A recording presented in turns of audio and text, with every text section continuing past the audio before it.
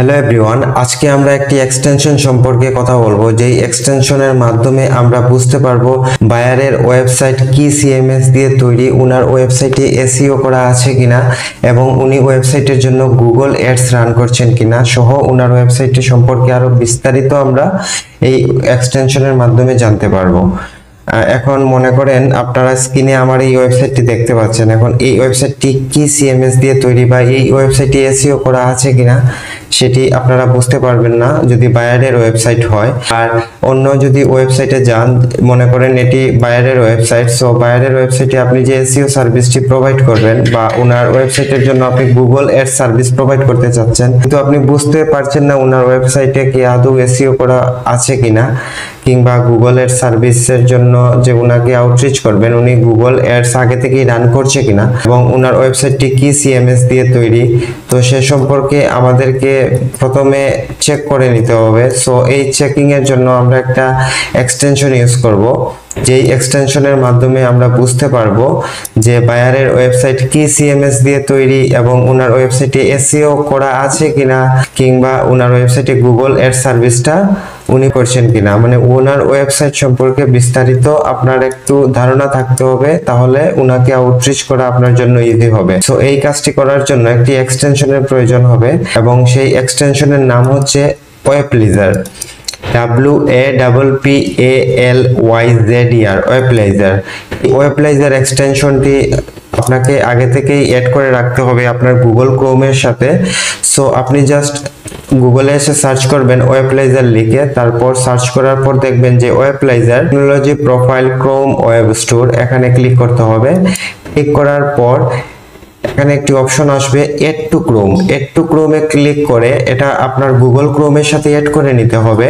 তারপর extension area থেকে pin করে দিলে যে কোনো ওয়েবসাইট ওপেন করলে তার ডাটাগুলো দেখা যাবে। সো আমরা এড টু ক্রোমে ক্লিক করে আগে এক্সটেনশনটাকে এড করে নিব। আমরা এড টু ক্রোমে ক্লিক করার পর এড এক্সটেনশনে ক্লিক করব।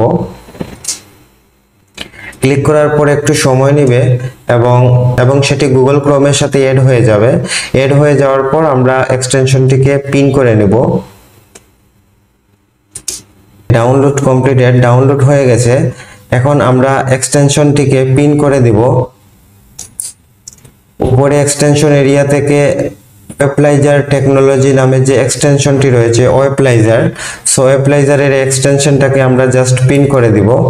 পিন করে দেওয়ার পর আমরা এখন যদি কোনো ওয়েবসাইটটিকে গিয়ে দেখি যে এখানে রিফ্রেশ করব, রিফ্রেশ করে আমরা সেই যে এক্সটেনশনটাকে যে পিন করেছি এবং সেই এক্সটেনশনটা হচ্ছে উপরের দিকে শো করতেছে, দেখেন এখানে মাউসের কার্সর ধরলেই লেখা উঠতেছে Wappalyzer has access to this site. So এখানে দেখেন ডাটাগুলো আসতেছে, অলরেডি 1022 ডাটা চলে আসছে। আমরা এখানে জাস্ট ক্লিক করব। ক্লিক করার পর আমরা দেখতে পাবো এই ওয়েবসাইটটি আসলে ওয়ার্ডপ্রেস সিএমএস দিয়ে তৈরি করা এবং এলিমেন্টর পেজ বিল্ডার ইউজ করা হয়েছে এই ওয়েবসাইটটিতে, এবং এটি একটি ই-কমার্স ওয়েবসাইট এবং উনি ফেসবুক পিক্সেল সেটআপ করা আছে এবং এই ওয়েবসাইটটি অলরেডি এসইও করা রয়েছে। র্যাঙ্ক ম্যাথ এসইও টুলস ব্যবহার করা হয়েছে এসইও করার জন্য, এবং এই ওয়েবসাইটের আন্ডারে ব্লগ পেজ রয়েছে এবং এই ওয়েবসাইটের আন্ডারে ইউটিউব চ্যানেল আছে। সো দেখেন আপনি বায়ারের সমস্ত ডাটা পেয়ে গেলেন, তাদের ইউটিউব চ্যানেল আছে কিনা, উনার ওয়েবসাইটে এড চলতেছে কিনা, উনার ওয়েবসাইটে এসইও করা আছে কিনা। যদি এসইও করা না থাকে তাহলে এখানে এসইও দেখাবে না এবং ওয়েবসাইট এডসও দেখাবে না। নিচের দিকে আসলে আমরা দেখতে পাবো যে অলরেডি এই ওয়েবসাইটে কিন্তু এড রান করা নেই। এড রান করা থাকলে এখানে লেখা থাকতো গুগল অ্যাডস, যেহেতু আমরা গুগল অ্যাডস খুঁজে পাচ্ছি না, তার মানে এই ওয়েবসাইটে এসইও করা রয়েছে।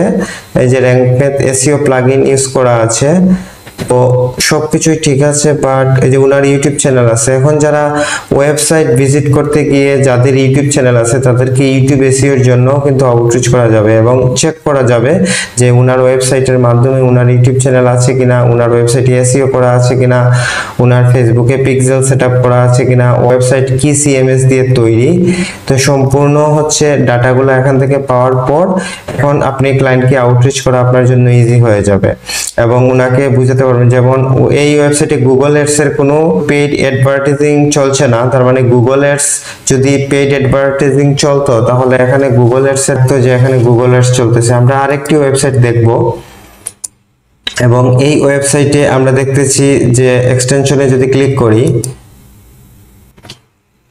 তাহলে আমরা দেখতে পাচ্ছি এই ওয়েবসাইটটি WHMCS CMS দিয়ে তৈরি এবং এই ওয়েবসাইটে অলরেডি গুগল অ্যাডস চলতেছে এবং এই ওয়েবসাইটে কিন্তু এসইও করা রয়েছে।